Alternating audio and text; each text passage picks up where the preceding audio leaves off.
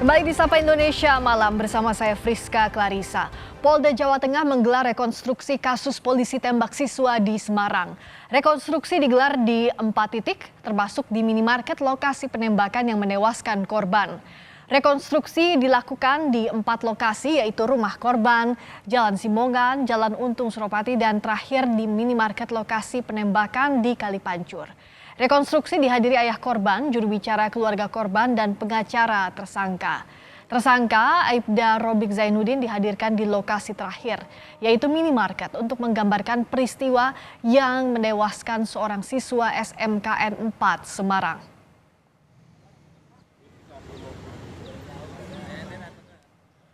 Anggota Polrestabes Semarang Aibda Robik Zainuddin ditetapkan sebagai tersangka penembakan siswa SMKN 4 Semarang, Gama Rizky Oktavandi. Peristiwa itu terekam CCTV di lokasi. Kasus ini semakin menjadi sorotan karena Kapolrestabes Semarang Irwan Anwar menyebut penembakan untuk membubarkan tawuran. Namun penelusuran Propam Polda Jawa Tengah menyebut tidak ada tawuran saat peristiwa Minggu pagi 24 November itu. Atas peristiwa tersebut, Robik Zainuddin dipecat secara tidak hormat dari kepolisian dan ditetapkan sebagai tersangka. Pada kesempatan ini memohon maaf yang sebesar-besarnya. Kapolri Jenderal Listio Sigit Prabowo memutasi Kapolrestabes Semarang Kombes Irwan Anwar. Mutasi dilakukan di tengah polisi mengusut dugaan kasus oknum polisi di Semarang yang menembak seorang pelajar hingga tewas. Kabid Humas Polda Jawa Tengah Kombes Pol Artanto mengonfirmasi mutasi Kombes Irwan Anwar. Namun menurut Kombes Artanto, mutasi tidak terkait dengan polemik kasus polisi tembak pelajar yang tengah diusut Polda Jawa Tengah. Kombes Irwan dipindahkan ke STIK Lemdiklat Polri. Menurut Kombes Artanto, mutasi ini hanya rotasi biasa dan penyegaran personel. Kami sudah menyiapkan. Sudah keluar surat telegram dari Bapak Kapolri bahwa setelah Polda Jawa Tengah beserta jajarannya ada pergantian atau mutasi jabatan. Semua total ada 36, baik pejabat dari Polda maupun pejabat dari Polres. Dalam waktu dekat, tugas dari Bapak Kapolda adalah melaksanakan sertijab dalam rangka pergantian atau jabatan organisasi. 36 cukup banyak ya, kalau saya hafal satu persatu. Enggak, ya. Pak Kapolres bermutasi kemana? Kalau Kapolrestabes tidak ke Lemdikpol. Itu ibarat dari kasus ini atau gimana Pak? Tidak, rotasi ini adalah penyegaran. Kasus polisi tembak siswa ini juga menjadi perhatian DPR. Kapolrestabes Semarang Kombes Irwan Anwar dan Kabid Propam Polda Jawa Tengah Kombes Aris Supriyono sampai dipanggil DPR. Namun dalam rapat terungkap perbedaan kronologi peristiwa antara Kapolrestabes Irwan Anwar dan Kabid Propam Polda Jateng Kombes Aris Supriyono. Irwan Anwar menyebut polisi pelaku penembakan hendak mencegah tawuran karena korban dengan sepeda motor mengejar kelompok lain. Namun Kabid Propam Polda Jawa Tengah Kombes Aris Supriyono menegaskan penembakan korban Gama oleh Aibda Robik Zainuddin tidak terkait peristiwa tawuran. Aibda Robik Zainuddin justru menembak korban karena diduga motornya hampir bersenggolan dengan kendaraan korban. Di peristiwa ini ada di motor pertama. Ini dari tangan tersangka Mikael. Dikejar dia. Dikejar, yang mengejar dari kelompok belakang, kelompoknya almarhum. Kelompok Pojok Tanggul yang berkoalisi dengan kelompok Jerman, Jejer Kauman. Nah, inilah kemudian pengejaran ini yang berpapasan dengan anggota di depan Alfamart itu, Pak. Kemudian penembakan yang dilakukan terduga pelanggar tidak terkait dengan pembubaran tawuran yang sebelumnya terjadi. Dan memang anggota ini memang benar-benar pulang dari kantor, kemudian bertemu dengan satu kendaraan yang dikejar oleh 3 kendaraan yang diterangkan oleh Bapak Kapolrestabes. Kemudian motif penembakan yang dilakukan oleh terduga pelanggar dikarenakan pada saat perjalanan pulang ini mendapati satu kendaraan yang dikejar kemudian memakan jalannya terduga pelanggar. Kapolri memutasi Kapolrestabes Semarang, Kombes Irwan Anwar. Apakah terkait kasus polisi tembak siswa yang sedang diusut Polda Jawa Tengah? Kita akan membahas bersama anggota Kompolnas Polri, Yusuf Warshim. Selamat malam, Pak Yusuf. Selamat malam, Mbak Priska. Salam sehat semuanya. Terima kasih sudah hadir, semoga sehat. Berikutnya kalau kita bicara soal kasus ini, Pak Yusuf, mutasi Kapolrestabes Semarang ini dilakukan di tengah proses kasus polisi tembak siswa sedang diusut. Kalau dikatakan tadi oleh Polri bahwa ini tidak terkait dengan kasus itu, tapi apa dampaknya untuk pengusutan kasus dari Kompolnas melihatnya? Terima kasih. Pertama soal mutasi ya. Secara teks, secara tertulis, apabila dibaca TR mutasinya itu kan cukup banyak ya, bersamaan dengan yang lainnya. Jadi ini bisa dipahami secara tekstual ya, mutasi biasa. Apalagi Kapolrestabes itu mutasinya ya biasa, dipindah satuan kerja yang itu tidak terkait dengan bahwa yang bersangkutan dianggap tanda kutip mutasi penempatan dalam konteks sanksi.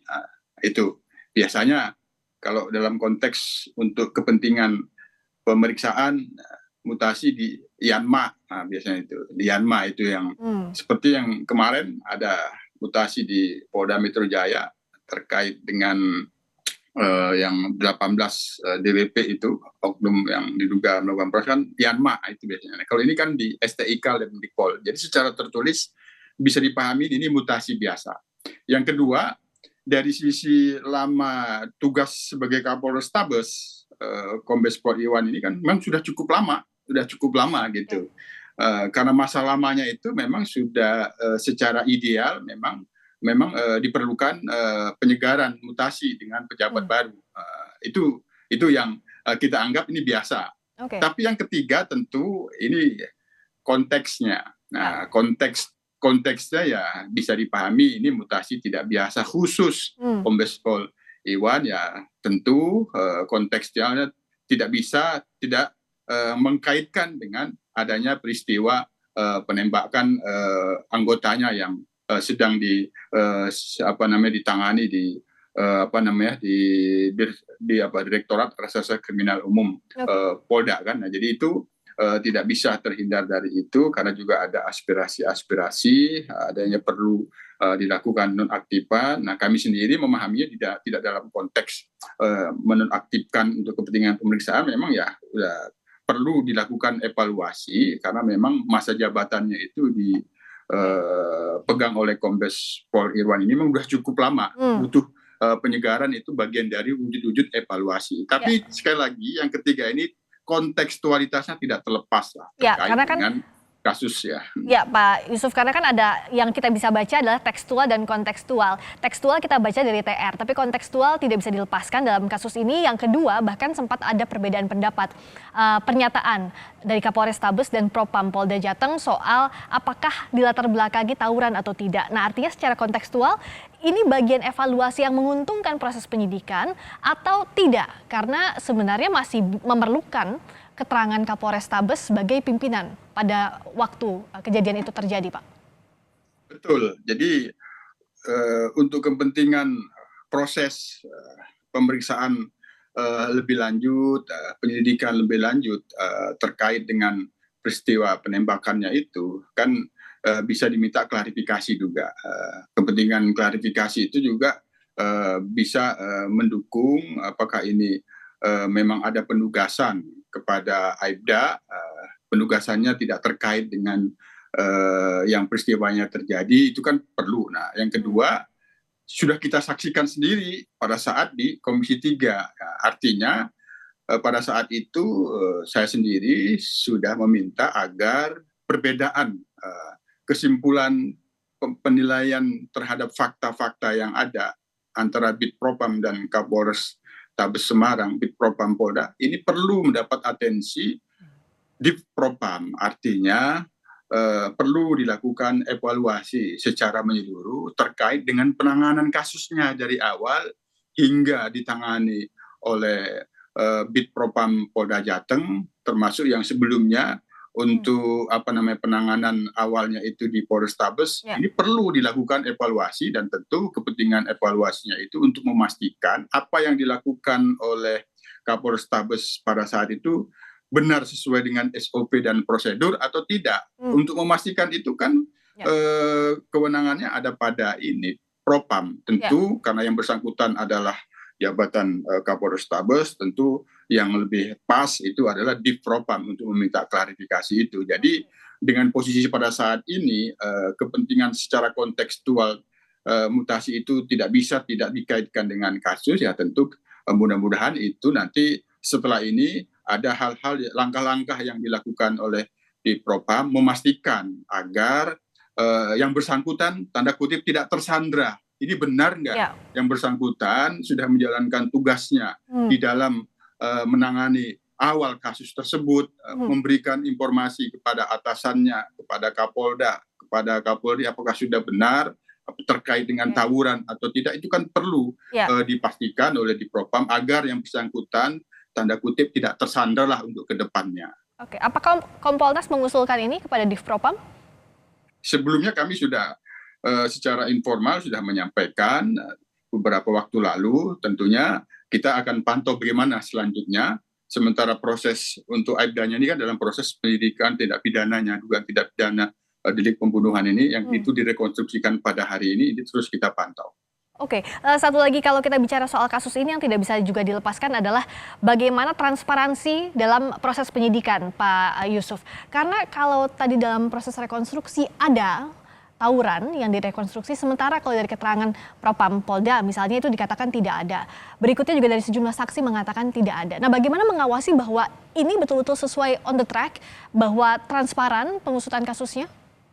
Iya, Kompolnas sendiri kan sudah turun ke sana, sudah mengumpulkan data-data informasi yang itu sudah kami lakukan pendalaman, tim sudah memberikan laporan, ya memang diduga ada tawuran, diduga ada membawa sajam berdasarkan fakta-fakta yang dikumpulkan, tapi tim Kompolnas yang melakukan pemantauan langsung, peristiwa tawuran itu tidak punya hubungan di tempat kejadian perkara penembakan. Oke, Nah, baik. itu ada memang rekaman yang di peristiwa penembakan itu tidak begitu jelas. Itu membutuhkan analisis digital, analisis forensik lah. Namun menurut keterangan tersangka Aibda itu kan menjelaskan menilai membawa senjata, tapi soal membawa senjata itu berdasarkan tim Kompolnas yang ke sana diduga ada pada peristiwa di tempat lain. Oke, bukan pada saat penembakan di lokasi minimarket itu ya, Pak ya? Ya, untuk ini kan rekonstruksi terkait dengan peristiwa pidananya. Tentu di dalam proses penyidikan itu kan kronologi peristiwanya memang harus komprehensif.